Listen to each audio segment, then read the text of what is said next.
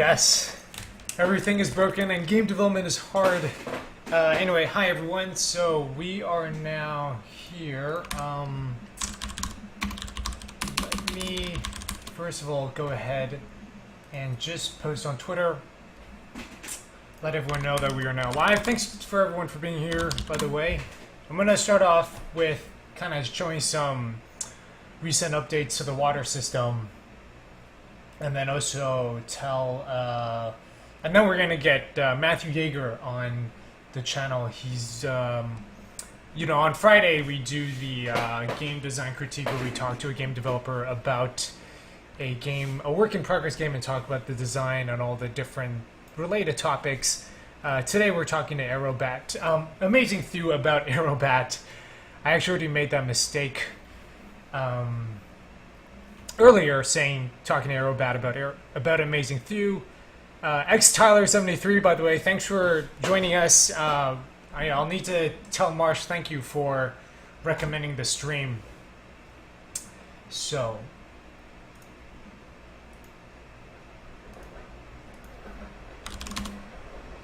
let me just make sure I have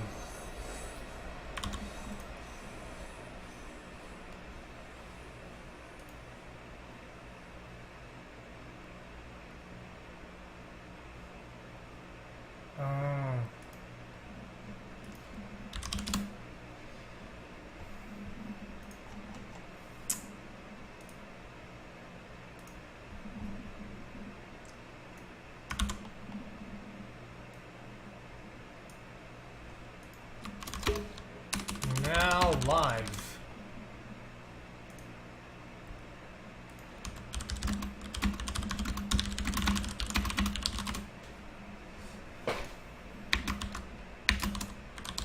Starting off with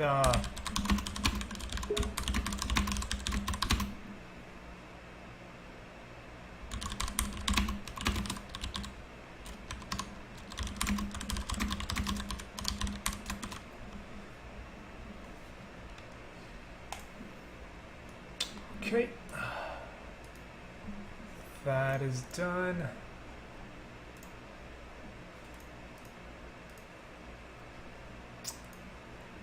Alright, so we're going to start off with a quick 10 minutes update. We've done a few things with water have been repaired.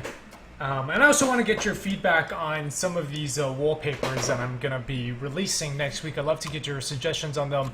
So anyway, we now have the shader. So first of all, the edge detection shader, we've turned it off. Chris works on a Mac, and there's been some issues with the edge detection shader on the Mac, and I haven't been able to debug it because I'm on a PC. But you can see now we've got the side ripples. They don't look very good right now, but I think that's just more of the size thing. They should look a lot smaller, and they're also very they're too regularly shaped.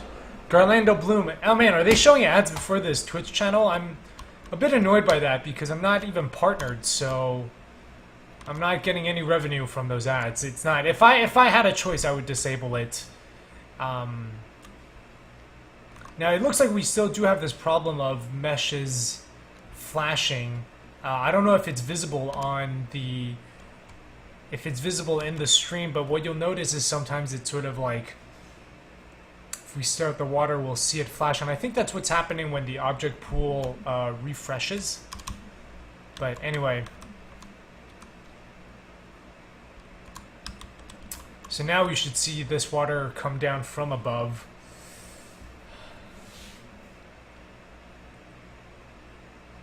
So one of the things that Chris has added is now you can actually rotate onto the water. So before there was like the collider was actually missing, but now it's in place. You can actually rotate onto it and walk. Now, regarding this walking on the water, the width of the water right now is 1.5 units. And one of the things we're planning on adding is when you hold down shift, you actually walk slowly. Yeah, they just the things on the side. This is all like temperate. We're just sort of getting the components there. So this is a design challenge because I want it so that when you hold down the shift button, you walk slow. You walk so your speed is a lot slower, and also you don't fall off the edge. Because there's a lot of times when you're like, you want to be leaning over the edge, and people always fall. So I'm having of doing shift do that. Now the problem is, I guess it's not hard to walk across this giant bridge, right? I guess if you figure it out, you can just hold shift down. I do wonder if controller is, because I was thinking, well, maybe the width of it doesn't matter as long as I have that shift button. But then that means you'd have to be walking really slowly in order to not fall off. I am using a controller right now, and I am fine. So maybe this is not such a big deal. And there's not going to be like giant stretches where you're just walking across water. So.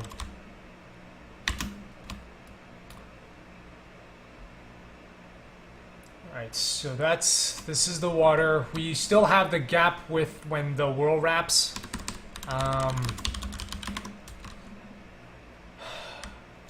So when whirl wrapping happens, where is it? Aha, you see, so at the point where whirl wrapping happens, there's a gap. Obviously I don't want this because then it would show you exactly where the intersections, where the split between the worlds are. We also need to fix this flashing thing, because it is pretty annoying. And so I don't think we've done a whole lot more that's different. You know, for those of you that are new, we do have this new gardening mechanic that we still need to work on getting the water, the tree to look right. But there we go. Yes. So now it grows. You know, if you put a box on a patch of soil, what happens is it grows into a tree when you combine it with water, and it gives you more boxes. So then you can build. You can redirect streams of water even more, and then we have. Although I do really like the way it's falling off the edge there. That's really nice. And then, of course, it comes back down. Because the geometry of the world loops around, we now have this water. And I do think we need to fix up the particle effects. They stay even when you move the water away, like here. Obviously problematic. But the whole look of it needs to get changed. Might also want to experiment with having slower movement and not falling off the edge be the default, and just having a run button. So then how would you fall off the edge then? You mean if you're running?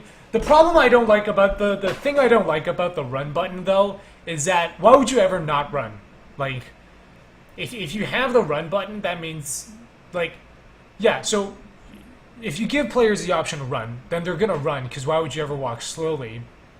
So you'd be holding down that button all the time, and then you can introduce like, well, maybe they can only run for so long and then they slow down, but I don't really like that. So having the default speed be the fast speed, what's great is then you can design all your puzzles with that. Because the problem with having run speed, the problem with having run is also, well, sometimes if you want to go over the edge, right? It's more if you're trying to inch towards the edge, that's why you would want to walk slowly. Or if you're climbing the tree, then this you'd want to hold shift and walk slowly. But the thing with run too is that means some of the puzzles players will think it's about momentum, like having to run very quickly and try to get across the gap, because that's usually how all the other games have done it. Yeah, so I do think there's a lot less walk slow than run fast, so that's why I'm gonna go with that. All right, I do want to show one thing. So that's water. I haven't really done too much else today. Well, actually, Chris did that. I didn't even do that. I was working on some other things, mostly getting the game ready for.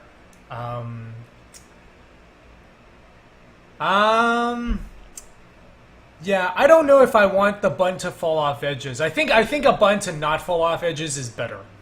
it feels more liberating. So we are going to put out 10. So I don't think actually this works that well for a desktop wallpaper, but I wanted to show you guys and give you guys a preview and see if there are any... Yeah, there is a lot of intentional falling in this game. And also unintentional, right? Because that first time I want you to fall off intentionally. I mean, I sort of want you to fall off intentionally. So these are some of the wallpapers that we are thinking of releasing next week. I'd love to get your opinions on what you think looks good. This is just because there's a bit of...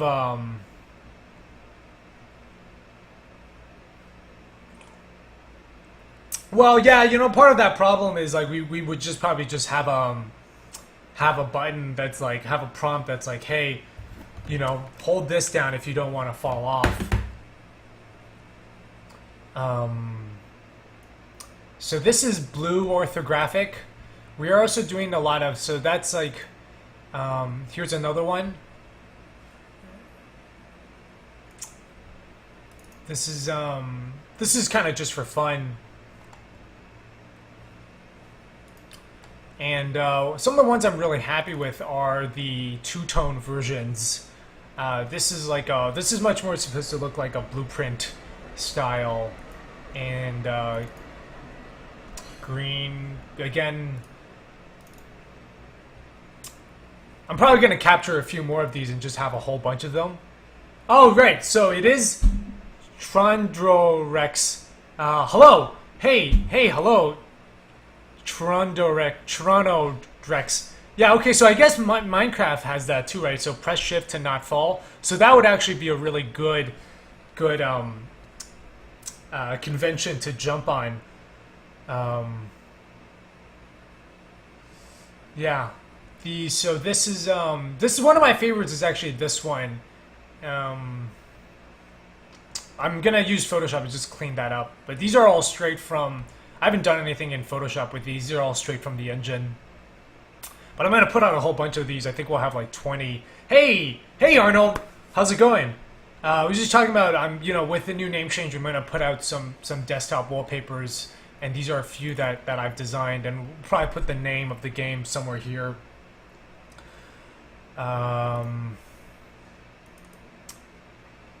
But yeah, just a few more. I think these actually, I wanted this one as a desktop wallpaper, but I think it doesn't work that well. I think it should just be just like a screenshot, and then we'll keep the wallpapers to be the orthographic versions. But anyway, let me know if you guys have any color schemes. Second from the left, David Kilmer. So this one's yours. This one is my favorite too. I really like this one. Really clean lines. These aren't actual shadows. They're actually the you just turn up the depth on the edge detection shader, and it ends up coloring that whole side black, which I thought was a really nice effect. Yeah, you know what? The problem with this one is that actually you lose all the details in the windows, because I was using the line width is 1 here, and the line width here is actually 1.5, but this does mean that all the details in the windows is actually kept.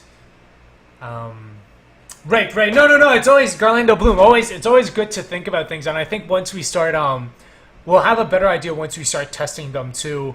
But yeah, the other game is well, of course, Antichamber also does the shift to walk. I've just noticed a lot of games that do shift to run. I end up running with it all the time. So yeah. Anyway, if you guys have suggestions for really cool two-tone color schemes, let me know. And I'll try to incorporate them this weekend. But yeah, I am super happy with the lines here. Yeah, look at these beautiful lines. This one I really like. But anyway, someone suggested this would also make for a wonderful t-shirt. Yeah, it would be kind of cool to have it like a fuller body. Well, although, to be fair though, the way Antichamber does his instructions is it just puts everything up on the wall at the beginning, right? Like, Antichamber doesn't have button prompts that come up. It's like, it's all on the wall, so if you don't read that, you wouldn't know. And there are places where you do need to walk in Antechamber. So anyway, that's the update with the game. We're going to go ahead and get ready. Yeah, you do have to walk at some point in Antechamber. So...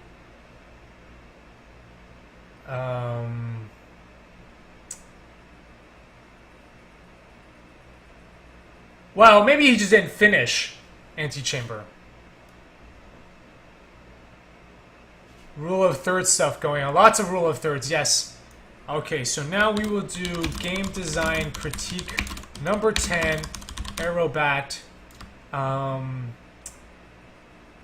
gaming talk show. I'm just updating the all the info on Twitch, and although to be fair, the thing with Antechamber is I actually never did.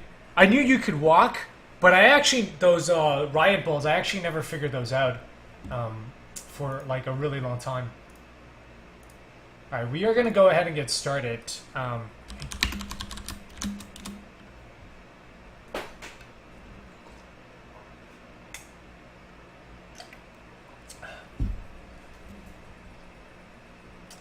All right, I'm gonna give Matthew a call. Hey, Latravis, we are just about to start. We've got Matthew on. Let's get all the sound mix up. He's on Google Hangout.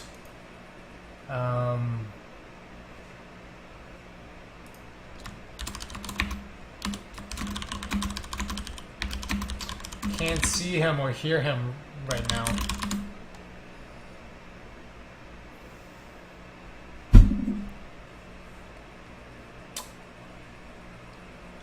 Yeah, I mean, for me, actually, it's not so much the walking specifically, but not letting players fall off the edge. That's actually the most important part. Oh. Everyone left. Hold on. Google Hangout's always a ton of... Hey!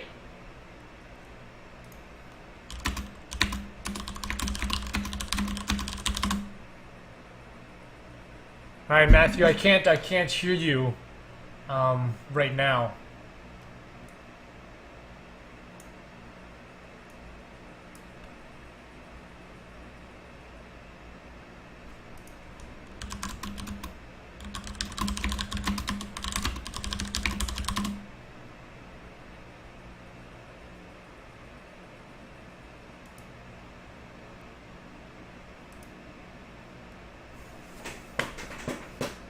Hey, Stuff Matt Does, and J King Monarchy.